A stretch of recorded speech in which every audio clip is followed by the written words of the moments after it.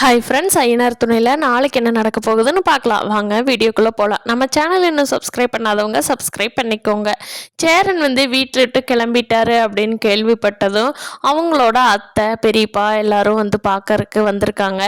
சோழனுக்கு கோபம் வந்துடுது. என்ன எங்கள் வீட்டில் ஒரு கெட்டது நடந்த உடனே வரைஞ்சு கட்டிட்டு வீட்டுக்கு வந்துட்டிங்களா அப்படிங்கிறாங்க. இல்லை, சேரன் காணாமல் போயிட்டது எங்களுக்கு மனசுக்கு ரொம்ப வருத்தமாக இருந்தது, அதனால தான் கேட்டு போகலான்னு வந்திருக்கிறோம் அப்படின்னு அவங்க பெரியப்பாவும் அத்தை எல்லாம் சொல்கிறாங்க.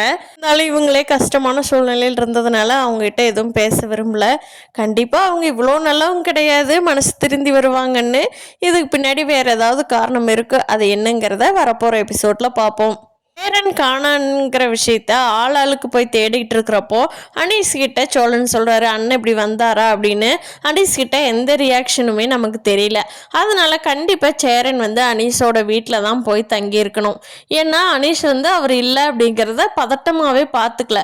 சேரனோட ரொம்ப க்ளோஸ் ஃப்ரெண்டு தான் அனீஸு. அதனால கண்டிப்பாக சேரன் அனீஸ் வீட்டில் தான் இருப்பார் அப்படின்னு நம்ம நினைக்கிறோம்.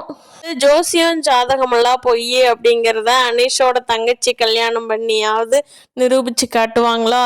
அடுத்தடுத்து கதை எப்படி போகுது, சுவாரஸ்யமாக போகுது, அடுத்து என்ன நடக்க போகுதுங்கிறத இனி வரப்போகிற எபிசோடில் பார்க்கலாம். இந்த வீடியோ பிடிச்சிருந்தா லைக் பண்ணிக்கோங்க. நீங்கள் என்ன நினைக்கிறீங்கன்னு கீழே கமெண்ட் பண்ணுங்கள். தேங்க்யூ.